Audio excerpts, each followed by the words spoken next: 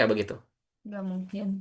Tidak mungkin. Oke, sepakat ya, Tenita. Tidak mungkin. Kenapa? Berarti alat ukurnya tidak bisa mengukur apa yang hendak diukur. Misal, contoh lagi ngukur luas lahan. Pakai apa? Pakai meteran ya. Kan. Pakai meteran. Misalkan hasilnya are gitu ya. Seberapa are tanahnya? Bukan pengki ya. Oh, Pak, berapa luas tanah ini gitu. 10 pengki gitu. Oh, enggak bukan seperti itu ya. Karena bukan ngukur berat gitu ya, tapi ngukur luas. Itu jadi harus valid. Valid itu mampu mengukur apa yang hendak kita ukur.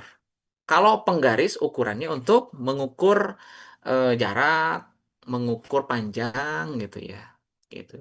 Jadi ada objektif itu tadi.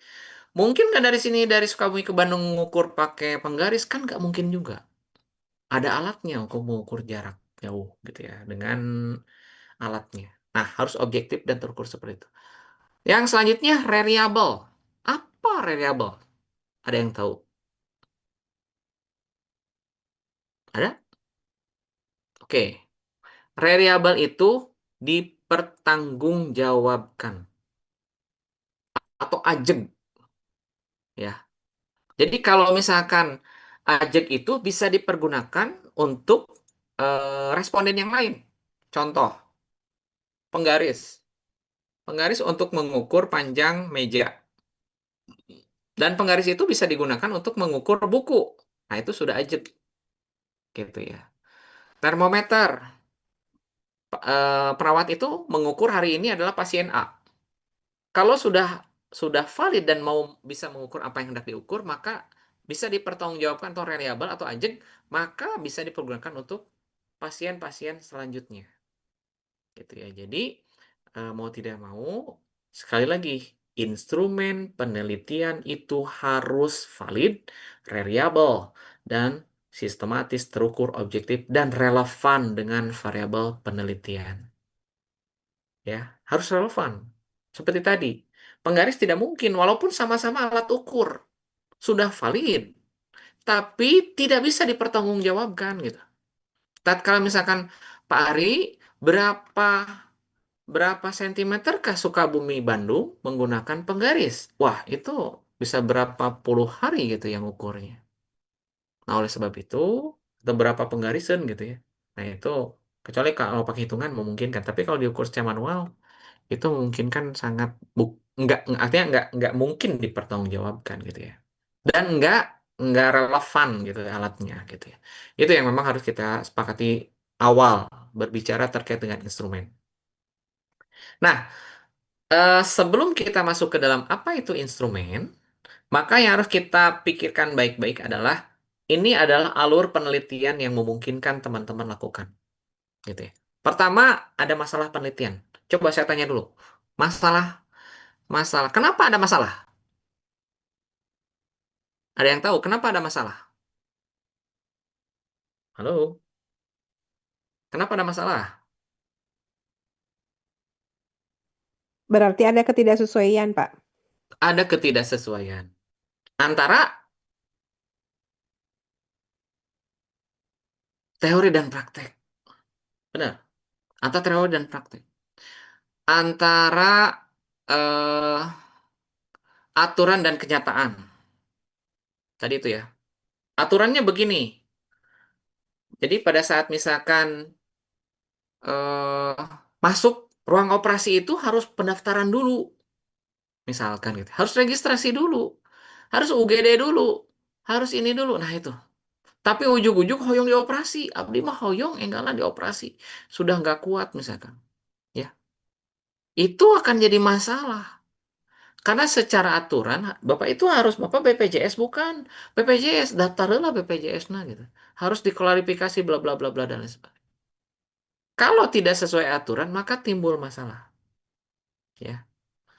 Nah, semakin eh, ada perbedaan antara ini teori, tadi kata Pak Opik, ini teori, ini kenyataan, semakin jauh antara teori dan kenyataan, maka disebut namanya gap. Gap. Ya. Semakin jauh gapnya, semakin bermasalah.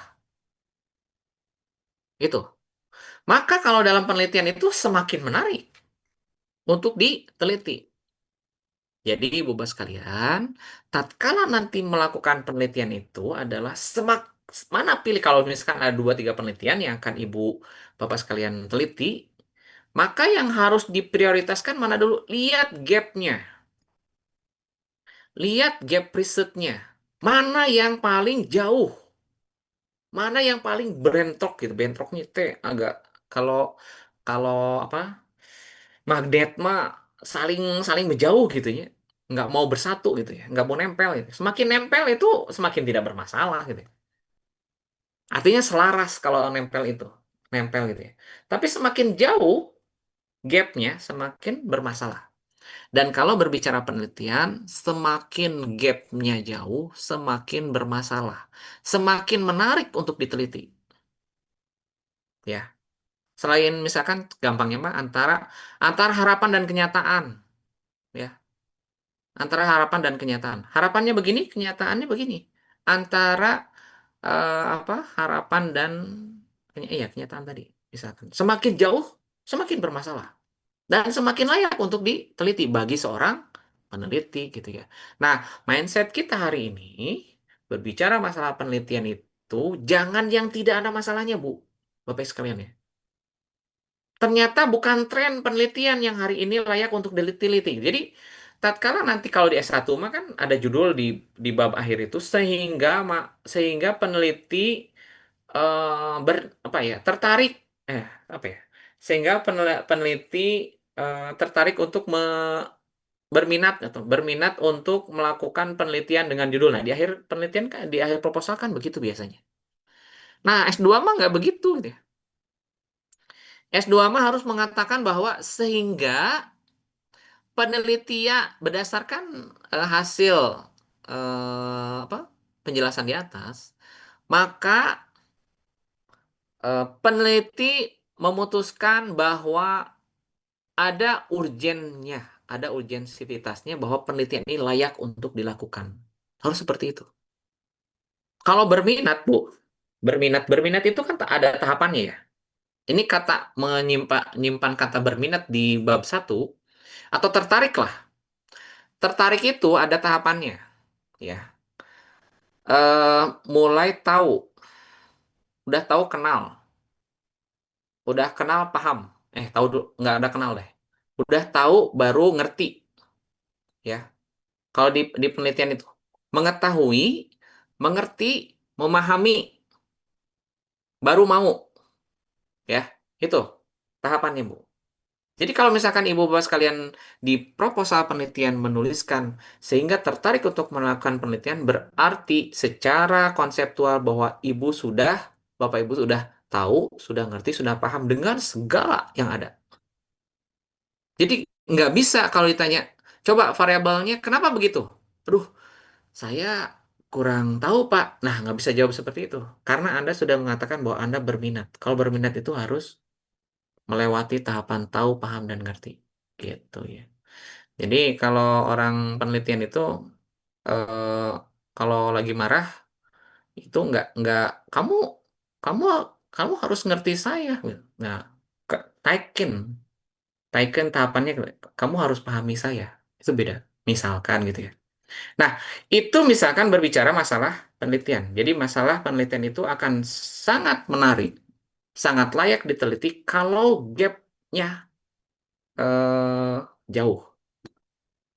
Dari mana gap penelitian itu muncul? Nah, nanti bagian Pak Joko lah yang menjelaskan gitu sama para pembimbing tesis Ibu Bapak sekalian. Karena menarik penelitian itu nanti akan dilihat apa sih gap risetnya, apa sih kesenjangan penelitiannya. Kalau tidak ada gap, berarti tidak ada masalah. Ngapain Anda teliti kalau masalahnya tidak ada? Kan itu pertanyaannya. Ya, kalau ternyata di proposal tesis ada yang ditanya seperti itu nanti sama saya. Pak Joko sama yang lain.